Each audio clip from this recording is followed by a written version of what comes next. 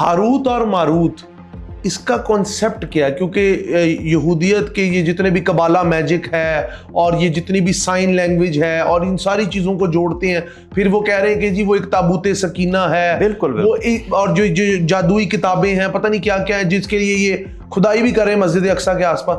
یہ سارا کچھ کیا ہے؟ یہ مت ہے، ریالٹی ہے، یا یہ ایمی کہانی ہے؟ نہیں، یہ ریالٹی ہے، اور اس ریالٹی کو قرآن عزیز کے اندر بیان کیا گیا ہے. سب سے پہلے ہم آتے ہیں ہاروت اور ماروت کے حوالے. ہاروت اور ماروت ہے کیا؟ تو ہاروت اور ماروت در حقیقت اللہ رب العالمین کے فرشتے ہیں. اللہ تعالیٰ نے ان فرشتوں کو جناب سیدنا لوط علیہ السلام کے زمانے میں بھیجا. آپ ایسا کریں، اس دور کے اندر سب سے زیادہ معاشرے کے اندر جادو کا بول بالا تھا. جادو. اب وہ جادو جو تھا وہ شیطانی جادو تھا. شیطانی عملیات کے ذریعے شرکیہ کلمات، بلیک میجک کے ذریعے وہ لوگوں کو متاثر کرتے تھے. اب جناب سیدنا لوط علیہ السلام کے زمانے میں جب یہ ہاروت اور ماروت آئے تو انہوں نے آ کر ان لوگوں کو بتایا ہم آپ کو جادو سکھانا چاہتے ہیں، لیکن وہ جادو نہیں جو آپ لوگ سیکھ رہے ہیں. وہ جادو تو لوگوں کو نقصان پہنچانے کے لیے ہے. حقیقت میں جو ہم آپ کو سکھانا چاہتے ہیں یہ وہ جادو ہے کہ جس کا تعلق جو ہے وہ رب کی ذات کے ساتھ ہے، اچھے کلمات کے پر مشتمل ہے، اور یہ جادو جو ہے وہ آپ کو ایک اچھا انسان، ایک مہذب سلجھا ہوا مسلمان بنائے گا. مطلب وہ جادو نہیں ہوگا، وہ تو کرشمہ ہوا.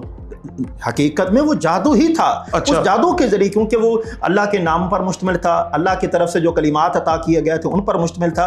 اور ہاروت اور ماروت تو بھیجنے کا مقصد بھی یہی تھا، لیکن ان لوگوں نے ان کی ذات ببرکات کی قدر نہیں کی، اور انہوں نے ہاروت اور ماروت کے ساتھ ناروا سلوک کیا، جس کی وجہ سے اللہ پاک نے ان پر عذاب نازل فرمایا. فرشتوں کے ساتھ ناروا سلوک کیا. ایک تو ان کی ذات جو تھی، ان کی جو حقوق تھی، ان کی ذات، ان کی پامائلی کی گئی.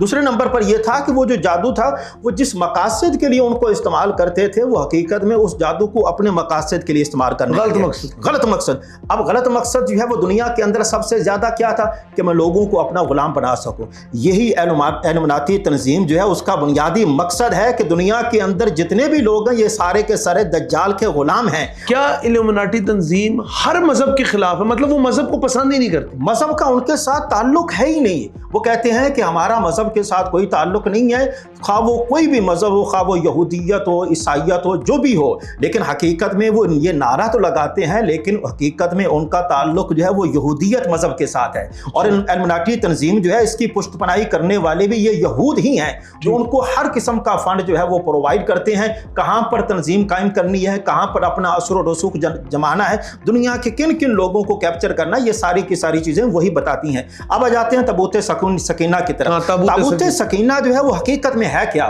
اس تابوت کے اندر جناب سیدنا سلیمان علیہ السلام کی نشانیاں ہیں، جناب سیدنا داؤد علیہ السلام کی نشانیاں ہیں، اثرات. جس طرح ہم کہتے ہیں بزرگوں کے یہ اثرات ہیں، تبرکات ہیں، وہ تبرکات ہیں. حقیقت میں اس دجال کے ذریعے وہ ان تبرکات کو حاصل کر کے پوری دنیا پر قبضہ کرنا چاہتے ہیں، بادشاہت کا نظام قائم کرنا چاہتے ہیں جو حضرت سلیمان علیہ السلام اور حضرت داؤد علیہ السلام نے قائم فرمائی تھی.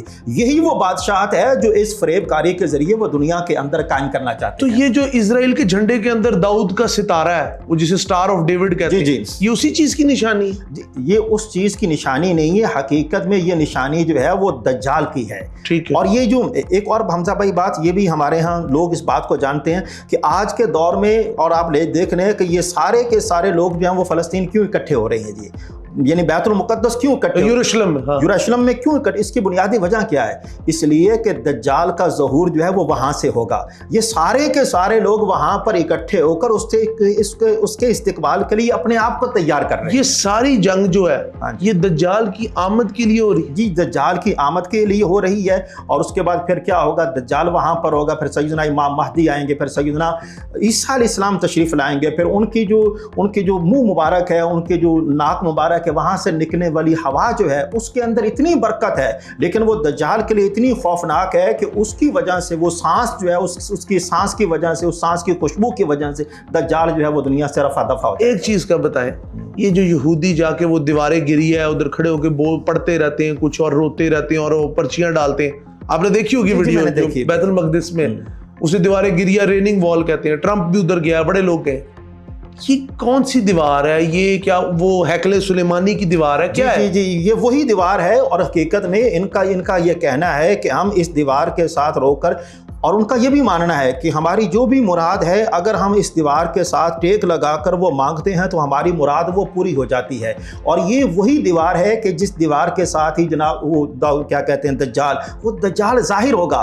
حقیقت میں یہ وہ اس کی علامات ہیں جو یہاں پر بیان کی گئی ہیں، اور سب سے بڑی بات یہ ہے کیونکہ ان کا وہاں پر اکٹھا ہونا یہ دجال کے استقبال کے لیے ہو رہا ہے، اور ان کا یہ کہنا ہے کہ ہم دجال کی معیت میں پوری دنیا پر قبضہ کر لیں گے۔ اس لیے یہ علماناتی تنظیم جو ہے یہ خفیہ تنظیم ہے، اس سے وابستہ رہنے والے افراد وہ بھی تمام کے تمام خفیہ ہیں، ان کے ناموں کو فرضی نام شمار کیا جاتا ہے، باقاعدہ ان کا نام نہیں لیا جاتا۔ اور ایک اور بات، علماناتی تنظیم کے اندر ہر فرد جو ہے وہ شامل نہیں ہو سکتا، اس کی کچھ مخصوص شرائط ہر فرد نہیں شامل ہو سکتا۔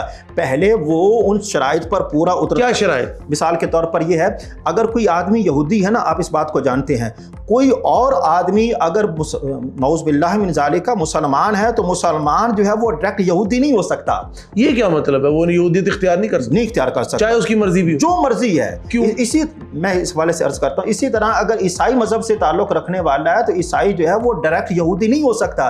یہودیت کے لیے آپ جانتے ہیں کہ یہودیت کے افراد جو ہیں وہ دنیا میں سب سے کم ہیں، ان کا یہ ماننا ہے کہ ہماری ماں بھی یہودی ہونی چاہیے اور ہمارا باپ بھی یہودی ہونا چاہیے۔ اسی وجہ سے یہ والے لوگ جو باہر والے آ رہے ہیں ان کو وہ یہودی کنسیڈر نہیں کیا جاتا، اسی وجہ سے نسلی یہودی۔ اب یہ بہت بڑی بات ہے، ہمارے ہاں تو یہ ہے نا کہ کوئی بھی دائرہ اسلام میں داخل ہو سکتا ہے، یہ اسلام کا طرفہ امتیاز ہے، عیسائیت کے اندر بھی ایسا ہے، لیکن یہودیت کے اندر ایسا نہیں ہے۔ آپ دنیا پاکستان کے اندر دیکھیں، کوئی کرسچن ہونا چاہتا ہے وہ ہو سکتا ہے جی، لیکن دین اسلام کی روح سے وہ مرتد ہے، لیکن یہودیت کے اندر یہ ہے کہ وہ یہودی نہیں ہو سکتے۔ یہودی کے لیے یہ شرط لازم ہے کہ ماں کا بھی یہودی ہونا اور باپ کا بھی یہودی ہونا۔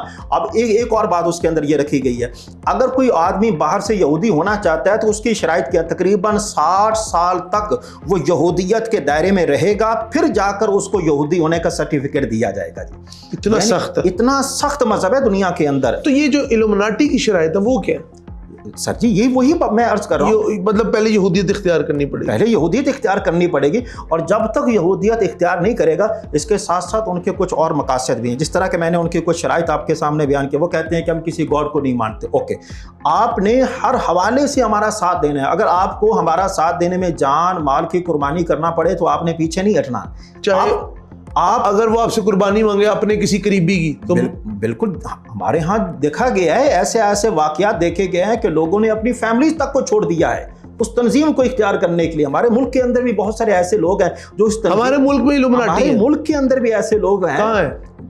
ہمارے ہاں ظاہر سی بات ہے یہ خفیہ ہیں، پوشیدہ رکھے جاتے ہیں اور ان کے ناموں کو ظاہر نہیں کیا جاتا، اور یہ بھی ان کے لاء کے اندر شامل ہے کہ جو آدمی اس تنظیم سے وابستہ ہوگا وہ اپنے آپ کو کبھی بھی ظاہر نہیں کرے گا۔ اب ظاہر نہ کرنے کا مطلب کیا ہے؟ ظاہر سی بات ہے ان کے مقاصد جو ہیں وہ پوشیدہ ہیں، دنیا کے پورے نظام کے اوپر وہ اثر انداز ہوتے ہیں۔ کوئی بھی نظام ہو، خواہ حکومتیں بنانے کا ہو، گرانے کا ہو، صحافت ہو، یہ وہ سارے کا سارا کچھ، ساروں کے اوپر ان کا عمل دخل ہوتا ہے، اور اسی وجہ سے یہ والے لوگ جو ہیں وہ اپنے آپ کو پوشیدہ رکھتے ہیں تاکہ ہم لوگ دنیا کی نظروں میں نہ آ سکیں اور اپنے مقاصد جو ہیں ان کو آسان طریقے سے سر انجام دے سکیں۔